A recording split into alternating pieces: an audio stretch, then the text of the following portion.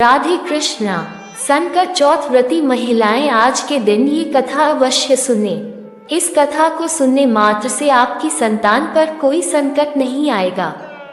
संकट चतुर्थी के दिन महिलाएं सुख सौभाग्य, संतान की समृद्धि और सर्वत्र कल्याण की इच्छा से प्रेरित होकर व्रत रखती हैं। पद्म पुराण के अनुसार इस व्रत को स्वयं भगवान गणेश ने मां पार्वती को बताया था। वैसे तो हर महीने की कृष्ण पक्ष चतुर्थी गणेश चतुर्थी कहलाती है, लेकिन माघ मास की चतुर्थी तिल संकटा चौथ कहलाती है। आज ही के दिन कार्तिकेय के साथ पृथ्वी की परिक्रमा लगाने की प्रतिस्पर्धा में उन्होंने पृथ्वी की बजाय भोलेनाथ और मां पार्वती की 7 बार परिक्रमा की थी।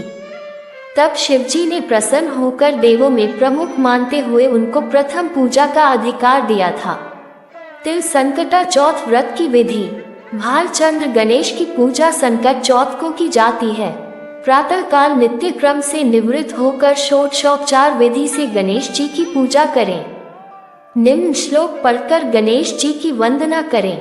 मंत्र: गजानन भूत गणादि सेवित कपित जम्बू फल चारु भक्षणम उमासुत शोक विनाशकारकम नमामि विघ्नेश्वर पाद पंचम। इसके बाद भालचंद्र गणेश का ध्यान करके पुष्प अर्पित करें। पूरे दिन मन ही मन श्री गणेश जी के नाम का जप करें। सूर्यास्त के बाद स्नान करके स्वच्छ वस्त्र पहन लें। अब विधिपूर्वक गणेश जी का पूजन करें। एक कलश में जल भर कर रखें। धूप दीप अर्पित करें। नैवेद्य के रूप में तिल तथा गुड़ के बने हुए लड्डू, ईख, शकरकंद, गुड़ तथा घी अर्पित करें। ये नैवेद्य रात्रि भर बांस के बने हुए दलिया से ढक यथावत रख दिया जाता है। पुत्रवती स्त्रियां पुत्र की सुख समृद्धि के लिए व्रत रखती हैं। इस ढके हुए नैवेद्य को पुत्र ही खोलता है तथा भाई बंधुओं में बांटता है। ऐसी मान्यता है कि इससे भाई बंधुओं में आपसी प्रेम भावना की वृद्धि होती है। अलग अलग राज्यों में अलग अलग प्रकार के तिल और गुड़ के लड्डू बनाए जाते हैं। तिल के लड्डू बनाने हेतु तिल को भूनकर गुड़ की चाशनी में मिलाया जाता है। फिर तिलकूट का पहाड़ बनाया जाता है। तत्पश्चात गणेश पूजा करके तिलकूट के पहाड़ को तोड़ा जाता है। गणेश पूजन के बाद चंद्रमा को कलश से अर्घ्य अर्पित करें। धूप दीप दिखाएं। चंद्र देव से अपने घर परिवार की सुख और शांति के लिए प्रार्थना करें। इसके बाद एकाग्रचित होकर कथा सुने अथवा सुनाएं। सभी उपस्थित जनों में प्रसाद बांट दें। तिल चौथ की कहानी। एक शहर में देवरानी जेठानी रहती थी।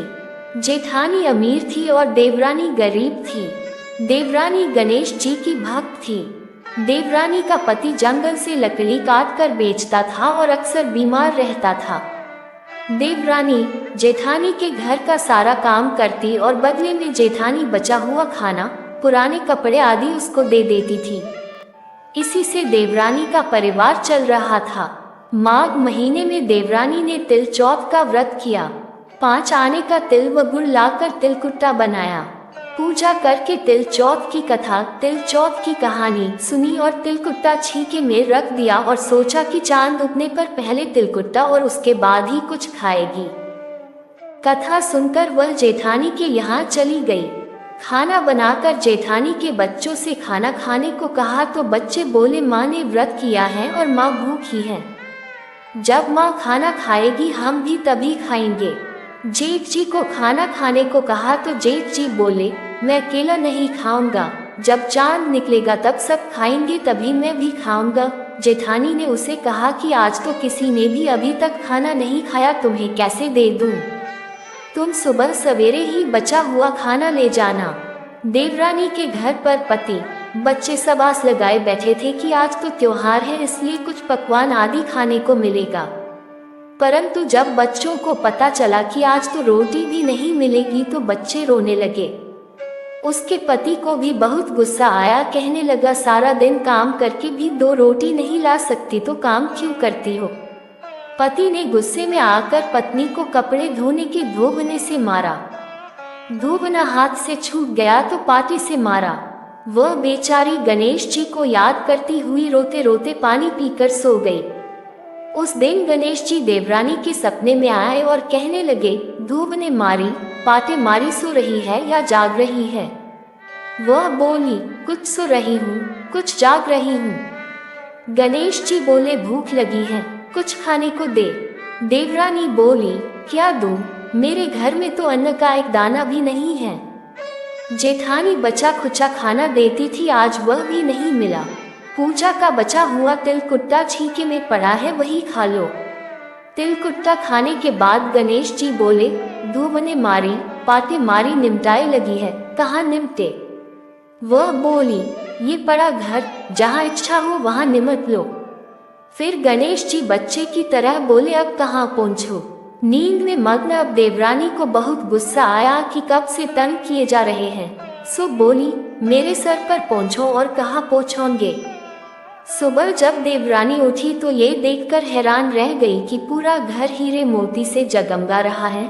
सिर पर जहाँ विनायक जी पोंछनी कर गए थे, वहाँ हीरे के टीके व बिंदी जगमगा रहे थे। उस दिन देवरानी जेठानी के यहाँ काम करने नहीं गई।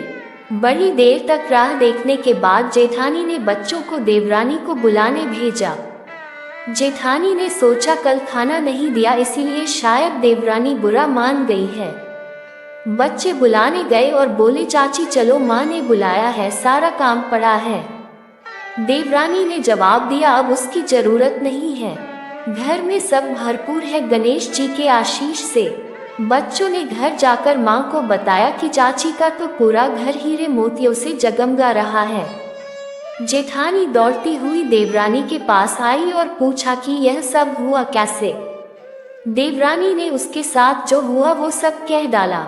घर लौटकर जेठानी अपने पति से कहा कि आप मुझे धोबने और पाटे से मारो। उसका पति बोला कि भली मानस, मैंने कभी तुम पर हाथ भी नहीं उठाया, मैं तुम्हें धोबने और पाटे से कैसे मार सकता हूँ। वह नहीं मानी और जिद करने लगी। मजबूरन पति को उसे मारना पड़ा। उसने ढेर सारा घी डालकर चूरमा बनाया और छीके में रखकर और सो गई।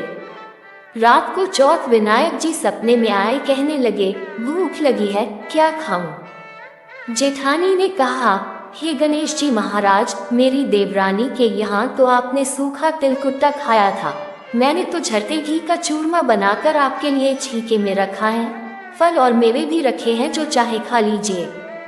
बाल स्वरूप गणेश जी बोले, अब निपटे कहाँ? जेठानी बोली, उसके यहाँ तो टूटी फूटी झोपड़ी थी, मेरे यहाँ तो कंचन के महल है, जहाँ चाहो निपटो। फिर गणेश जी ने पूछा, अब पहुँचूं कहाँ? जेठानी बोली, मेरे ललाट पर बड़ी सी बिंदी लगाकर पहुँच लो। धन की भूखी जेठानी सुबह बहुत जल्दी उठ गई। सोचा घर हीरे जवाहरात से भर चुका होगा, पर देखा तो पूरे घर में गंदगी फैली हुई थी, तेज बदबू आ रही थी। उसके सिर पर भी बहुत सी गंदगी लगी हुई थी।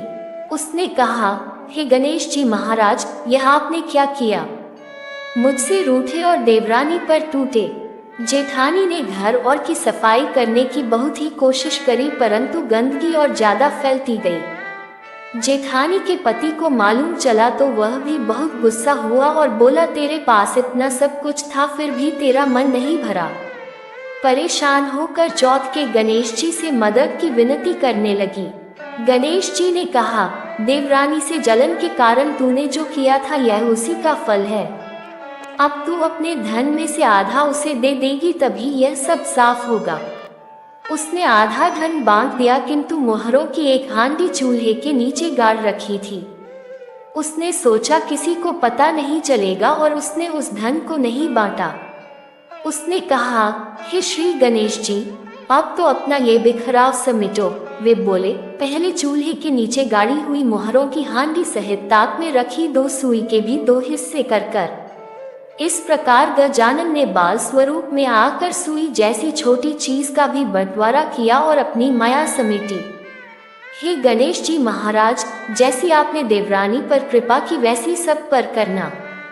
कहानी कहने वाले, सुनने वाले व हुकारा भरने वाले सब पर कृपा करना, किंतु जेठानी को जैसी सजा दी वैसी किसी को मत देना। बोलो गणेश जी महाराज की जय। चौथ माता की जय।